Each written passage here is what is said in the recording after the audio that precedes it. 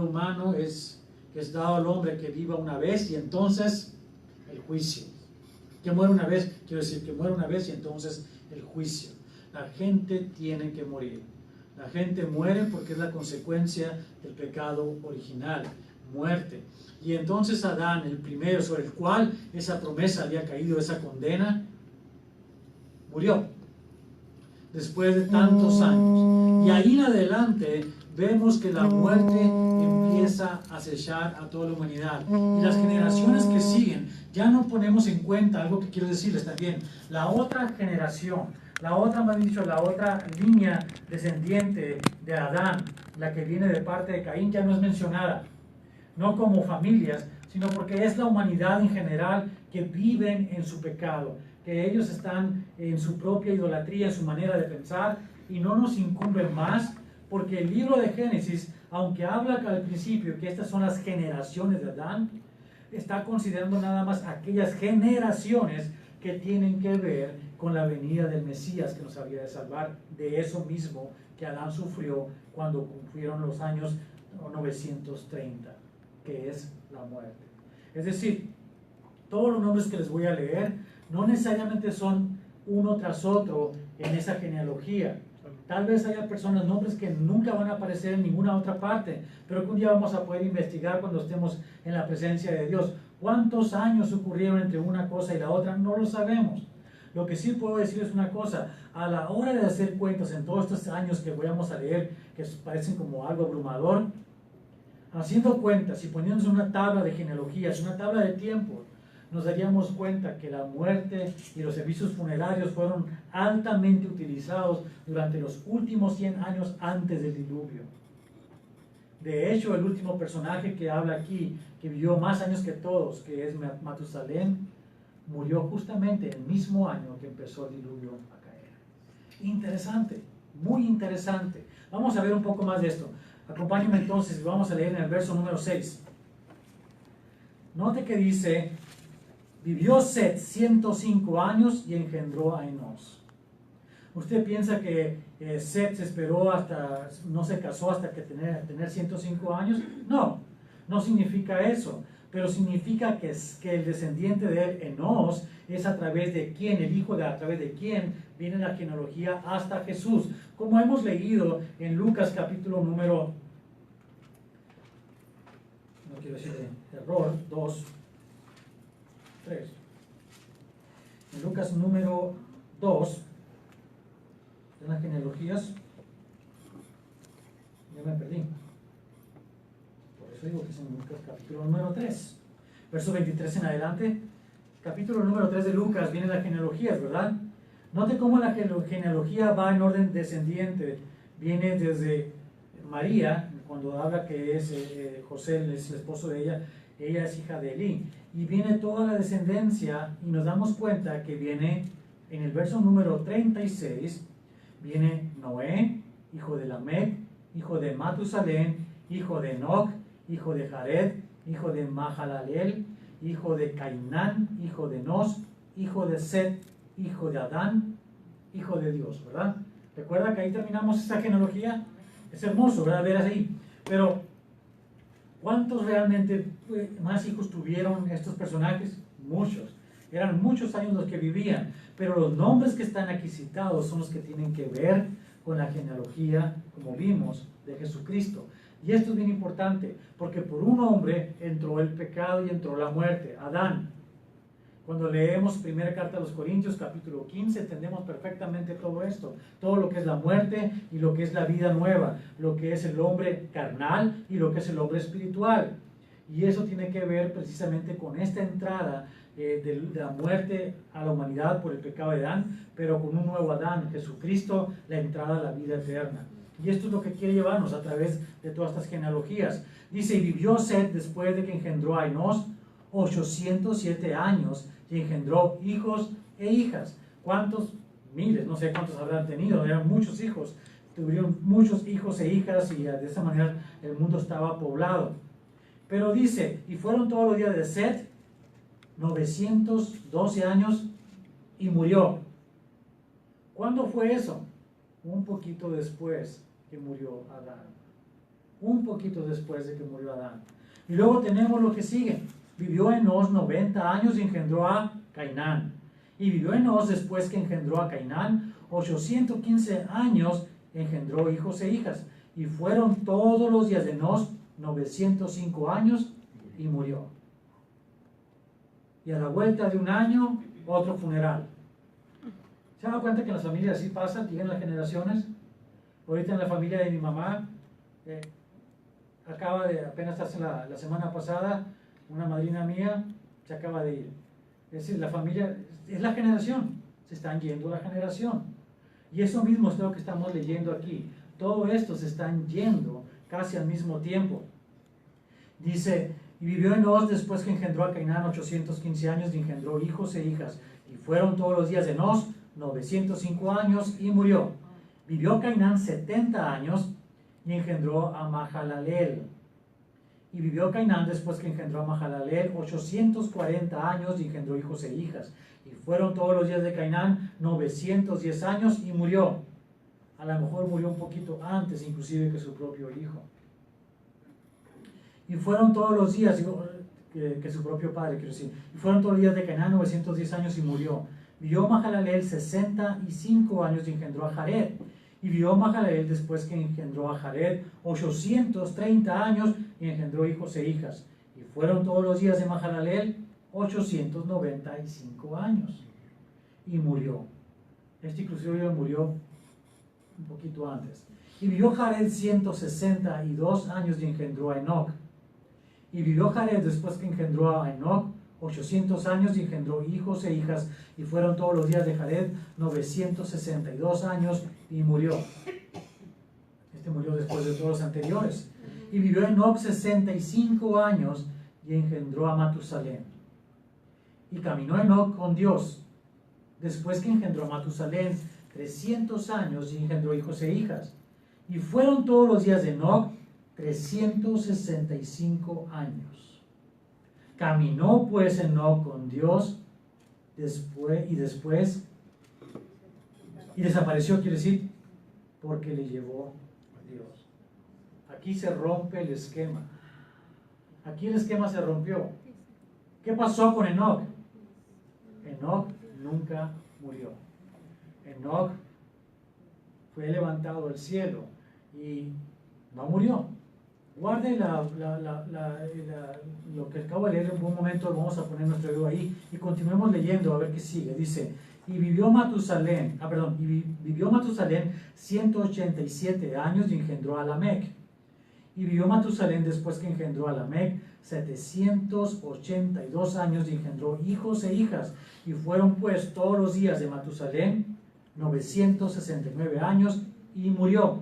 Este fue el hombre que más vivió antes de morir. Más años vivió antes de morir. Fue Matusalén.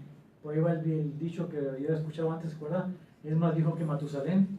Bueno, a eso se refiere. Este es el hombre que más años ha vivido en toda la historia de la humanidad. 969 años. Vivió Lamec 182 años y engendró un hijo. Y llamó su nombre Noé, diciendo, este nos aliviará de nuestras obras y del trabajo de nuestras manos a causa de la tierra que Jehová maldijo. Y vivió Lamec después que engendró a Noé 595 años y engendró hijos e hijas, y fueron todos los días de Lamec 777 años y murió. Y siendo Noé de 500 años, engendró a Sem, Cam y Jafet.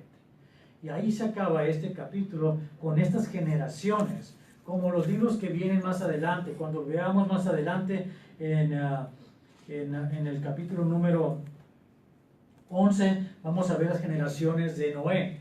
Y luego dice, este es el libro de las generaciones de Noé. Y luego más adelante estamos leyendo ahora en Lucas las generaciones de Jesús, ¿verdad? Antes de Jesús. Y entendemos que es un libro de generaciones la Biblia. Y habla de todo ello. Pero aquí hay datos importantes que tienen que ver con la iglesia, que tienen que ver con las promesas del Señor. Número 1, la promesa primera a la humanidad en cuanto a su caída fue cumplida cuando Adán murió, ¿verdad? Pero después viene otra promesa muy interesante. Vemos el nombre Matusalén ahí que aparece en el verso número 25. De hecho, del verso número 22, y caminó Enoc con Dios después que engendró a Matusalén. Verso 21 viene, 300 años y engendró hijos e hijas. Y habla de Matusalén un poquito más. Matusalén significa algo así como antes, en una parte dice, me fue ahorita el nombre.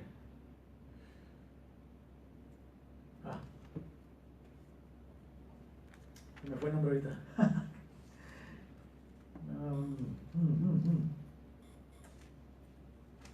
El nombre, bueno, vamos a regresar un poco. El nombre de Enoc, por cierto, voy a leer el nombre de Enoc antes de meterme en problemas con Matusalén. Significa traspuesto para no ver muerte. Porque Enoc, ese es el nombre que quería. Enoc, ese es el nombre. Fue traspuesto para no ver muerte. Enoc no vio la muerte, él se fue al cielo. Pero Matusalén significa algo así como, ¿cómo se fue otro nombre lo que significa?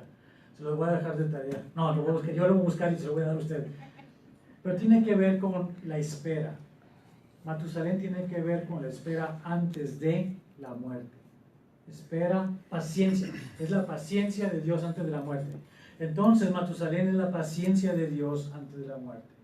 Veamos un poco adelante, bastante diría yo, y vamos a ir a la segunda carta de Pedro.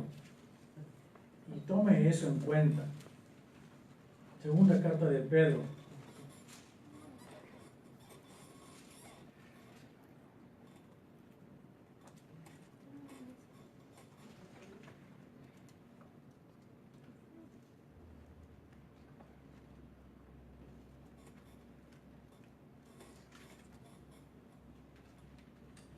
Y leemos esto en el capítulo número 3.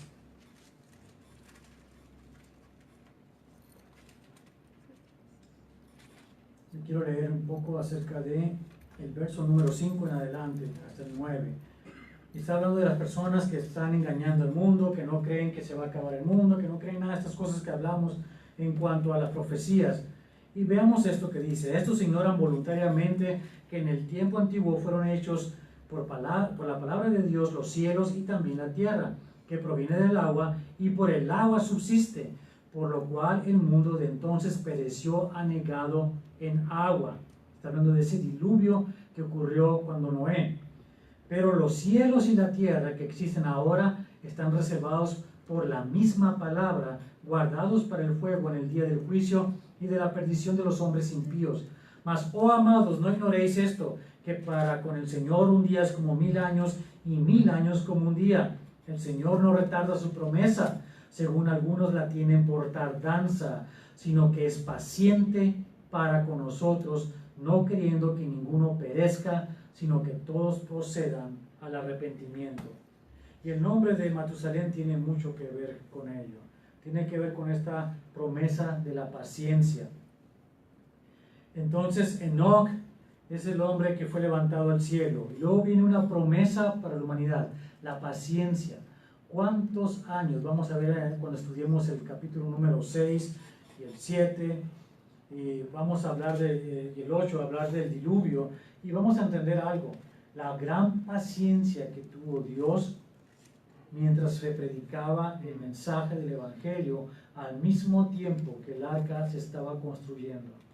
Cuando vemos las historias del arca de Noé y todo eso que se acuerdan, pensamos que fue algo como que rápido la construyeron, ¿verdad? No, fueron muchos años y todo ese año se predicó la palabra del Señor. Y Matusalén estaba vivo durante ese tiempo y Lamec estuvo vivo durante ese tiempo. Y lo interesante es que ni Matusalén ni Lamec entraron en el arca, ¿no es cierto? Ninguno de los dos entró en esa arca, solamente Noé, que por cierto había tenido muchos hijos también antes de que tuviera estos hijos. Note que tenía 500 años cuando engendró a Sem, Cam y Jafet, los cuales entraron junto con él y con las esposas de ellos y la esposa de Noé al arca, y fueron las únicas 8 personas salvas en toda la humanidad. ¿Qué nos quiere decir la Biblia con estas palabras? ¿Qué nos están queriendo dar a entender? Mucha gente habla acerca de la tribulación hoy en día, ¿verdad? Es un tema común en la iglesia y quieren que hablemos del rapto, de la tribulación, la gran tribulación, las cosas que van a venir, y hay personas que insisten todavía que la iglesia va a ser raptada después de la tribulación, o en medio de la tribulación, o a la mitad exactamente, o a la tercera, a la tercera parte, o los 3/4. Pero aquí tenemos algo que la Biblia nos está enseñando en este primer cuadro de juicio sobre la humanidad. Note que la gran tribulación es un cuadro de juicio, otra vez, sobre la humanidad, ¿verdad? Es el juicio de Dios, es el día del juicio, es el tiempo esperado que desde el Antiguo Testamento los profetas decían, el día del Señor vendrá. Y cuidado con ese día del Señor.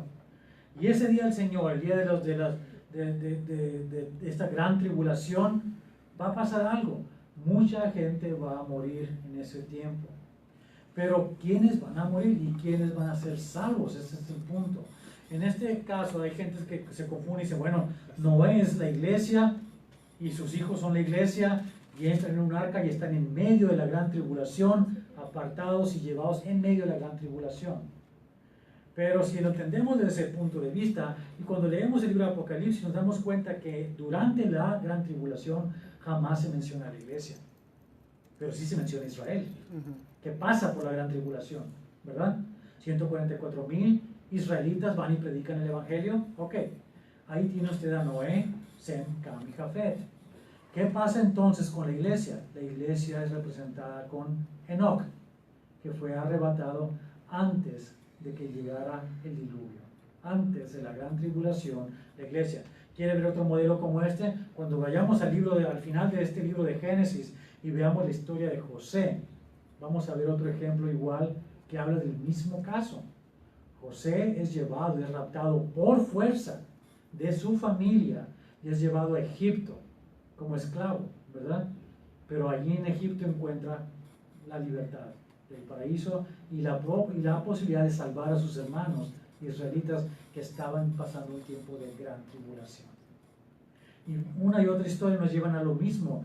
Entonces, lo importante del libro de Génesis, en el capítulo número 5, son algunos aspectos importantes. La muerte entra primero, vemos las generaciones que llegan hasta Jesús de Nazaret, nuestro Salvador. La promesa, por lo tanto, también se cumple en cuanto al Mesías, la venida del Mesías, pero también nos habla de una perspectiva de lo que es el rapto de la iglesia y el tiempo de la gran tribulación en las personas de Enoc y de Noé.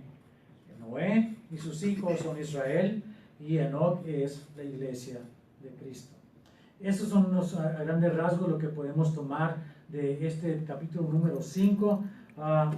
Hay una vez que escribí hace tiempo los nombres de todas las personas que están inscritos ahí, las traducciones, y era como un mensaje bien llevado acerca de lo que es el mensaje del Evangelio. Si pusiéramos todos esos nombres, a lo mejor lo hacemos un día, pero no quiero que nos metamos en ese tipo de cosas, ni numerología, ni nada de eso, sino nada más en lo que es la exposición de la palabra de Dios. Y lo que nos está diciendo la palabra de Dios es bien claro: el hombre tiene que morir, nosotros tenemos que morir.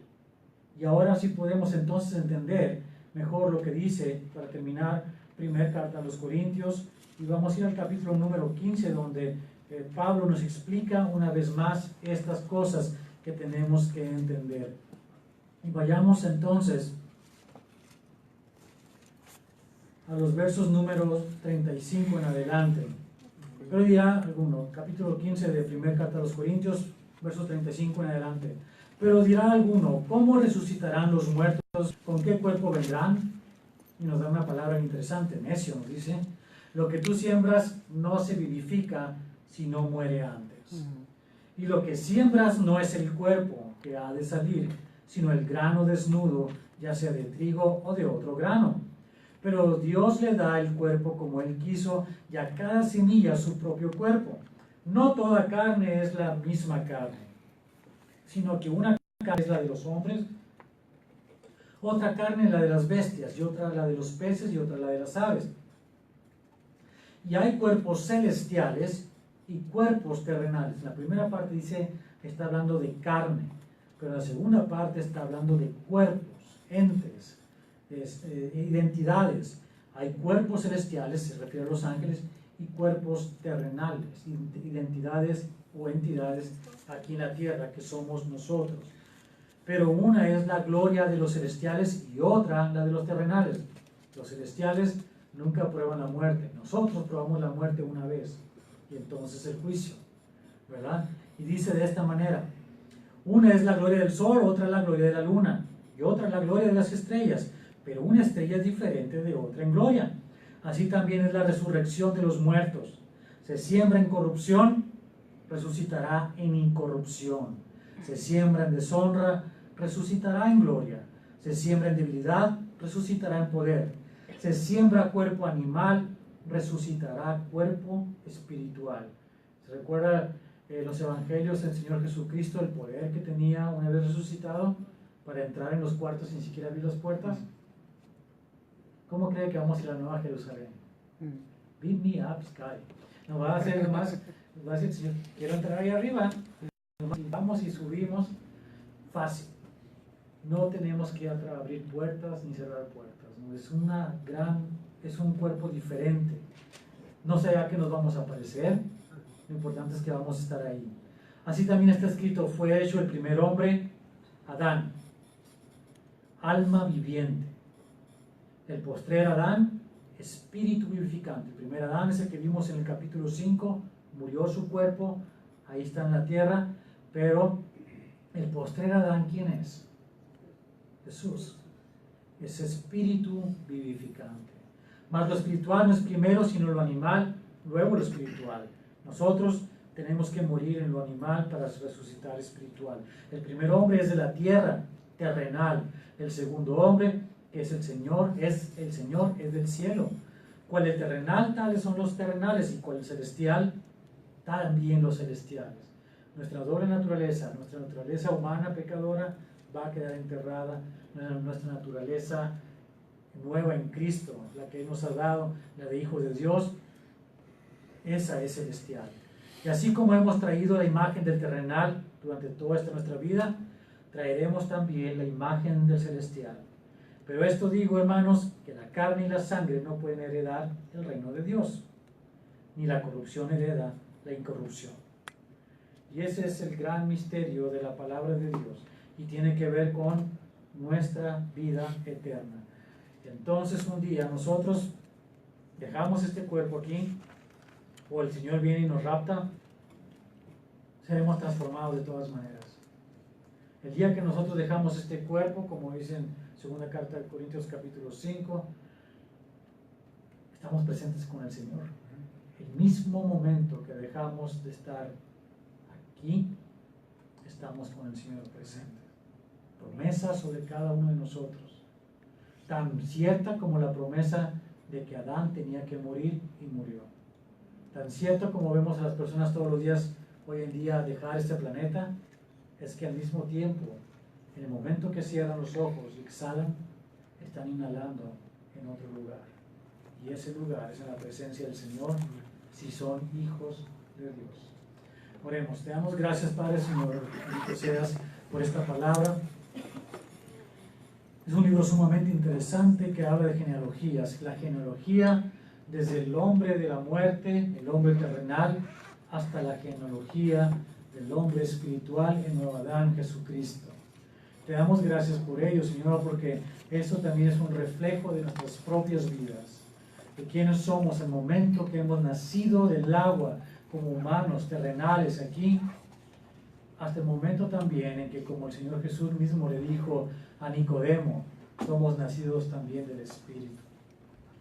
Y Señor, en el momento que somos nacidos del Espíritu, tenemos vida nueva y eterna. Y nuestro cuerpo se debilita, nuestra carne se va deteriorando y vamos siendo menos cada vez conforme pasan los años aquí en la tierra.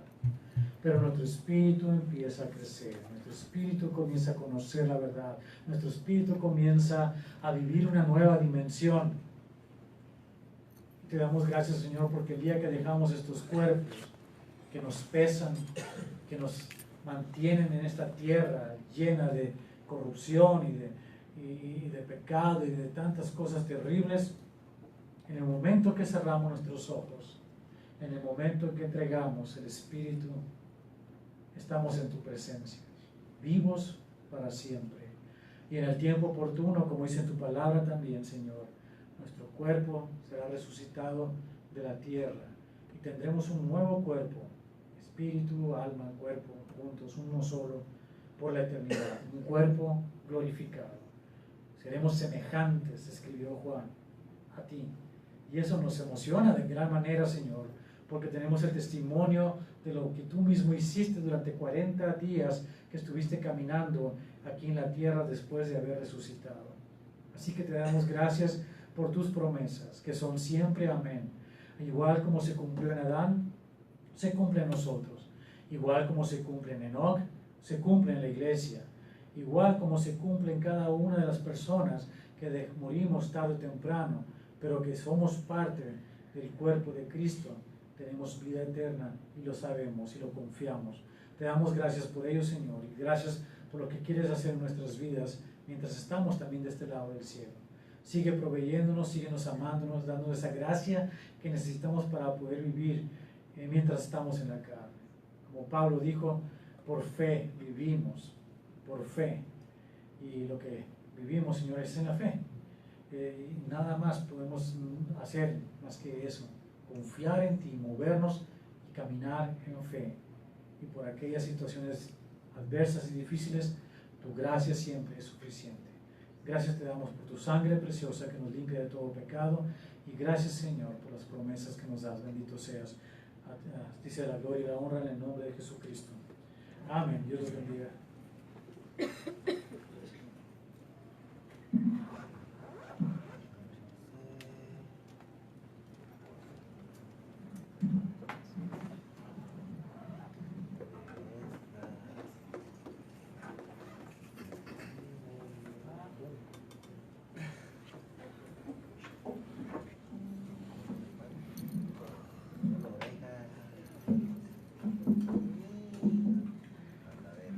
Qué bonita palabra tuvimos en esta noche, ¿verdad?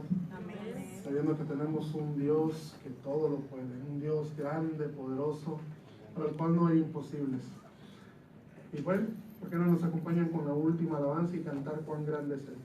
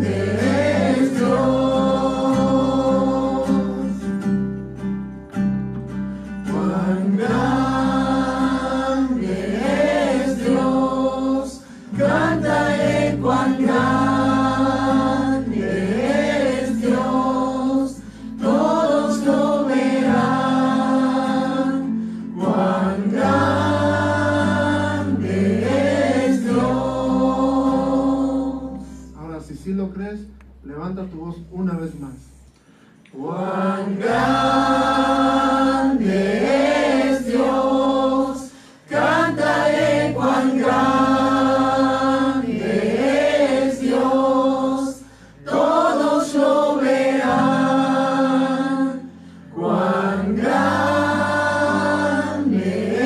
es Dios. Y Padre, te damos gracias, Señor, porque sabemos que tú eres grande y poderoso, que tú vas enfrente de nosotros, Señor, como un poderoso gigante, que eres nuestro escudo, nuestro estandarte, nuestro protector, Señor. Y en nuestros momentos difíciles, ¿a quién más iremos, Padre, sino a ti? Que tú sí tienes palabra de vida, Señor. Te damos gracias por el privilegio de saber que tú nos has escogido, Señor. Y te pedimos por todos aquellos, Padre, los cuales todavía no han aceptado, Señor, el que tú viniste a este mundo en carne, Padre, para salvarnos a todos. Te pido que pongas una persona delante de ellos para que ellos puedan experimentar tu amor en la máxima potencia, Señor. Y saber que a pesar de las circunstancias, a pesar de los problemas, Señor, al final estaremos junto a ti, Señor, viviendo una vida felices, donde no habrá más tristeza, no más llanto, no más dolor, no más enfermedad. Y solo nos estaremos gozando, alabándote, Señor, por todo lo que tú has hecho con nosotros. Te damos gracias, llévanos con bien hasta nuestra casa, Señor. En el nombre de Jesús. Amén.